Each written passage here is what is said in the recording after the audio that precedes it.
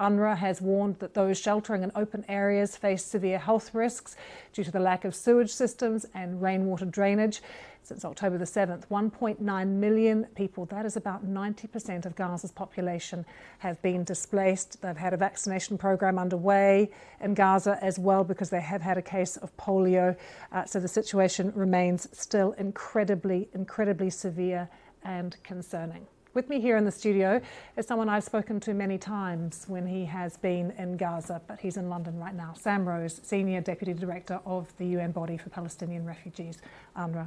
Sam, it's really nice to see you here. Must be very surreal, actually, to be away from Gaza at the moment after everything that you've seen and been through, but good to have you in London. Thank you. 12 people, we understand, have been killed in the last 24 hours in Gaza, but we are hearing people today describing it as a frozen conflict. Our attention is now moved, as has Israel's, to what is happening in Lebanon and on the northern border. What is happening in Gaza? Just bring us up to date.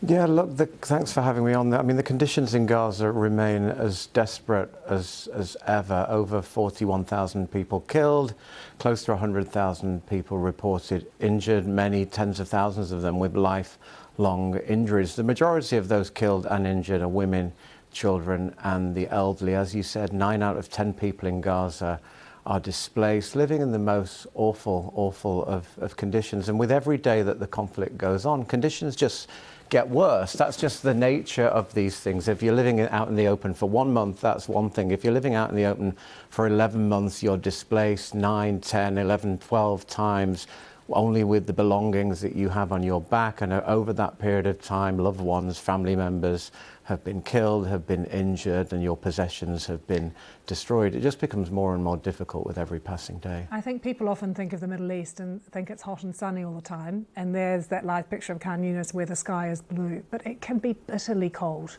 and wet in the winter. What are your worries as autumn and winter kind of start to draw in? Well, the rain started a few weeks ago. The winter in Gaza is mercifully relatively short, but as you can say, it can be very brusque. There can be heavy rain showers, it can get cold, and people are living out in the open. Hundreds of thousands of people living within meters of the beach. The tides turn, the storms come in. We've already seen over the past few weeks, hundreds of families made homeless. Their tents, their tarpaulins have broken away. They've washed away. So the basic living conditions in which they're in, And what about water, Sam? Like, the water must be contaminated. What's happening with sewage? I mean, absolutely. So in the summer months, we had concerns about infectious disease because of the heat, because of the pests. Now we're facing a different problem. Now the sewage, the sewage and the garbage piles, 10, 15 meters high, they get washed away. The sewage, the feces washes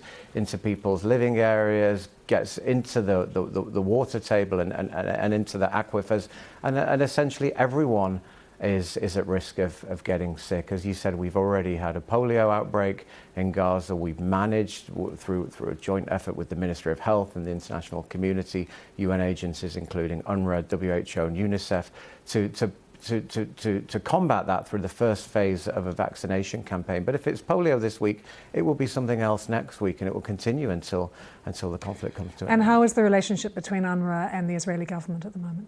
It remains difficult. It's remained difficult since the 7th of October. UNRWA is by far the largest humanitarian organization inside Gaza in the Palestinian territories. There is no way that this polio vaccination campaign, which protects Palestinians, which protects Israelis, no way that campaign would have been able to take place without UNRWA. We had over 1,000 staff working on that campaign. We run health clinics, we run schools, we're managing hundreds of shelters in which people are sheltering, but the relationship remains very, very difficult in all ways.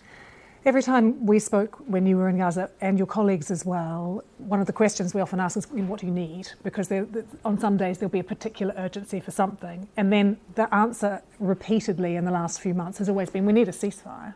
But I wonder in Gaza whether that conversation is being had now, or how close that feels, or whether that feels feasible for people. Do they just feel trapped in what's happening? People feel trapped. They feel the desperate sense of loss, destruction, of emptiness. It almost feels that this could now go on forever, regardless of what's happening now on the northern border in Lebanon. People desperately want it to come to an end, but they are losing hope. And whereas a few months ago people would tell us that they needed food, they needed water, now people tell us that they just need safety, they just need it to stop. But yeah, the hopes have becoming increasingly forlorn, I think, particularly as we reach the 1-year anniversary, sadly. And so they look at the UN General Assembly, which we're going to talk about shortly, and what's happening there, and diplomats talking about prospects for peace.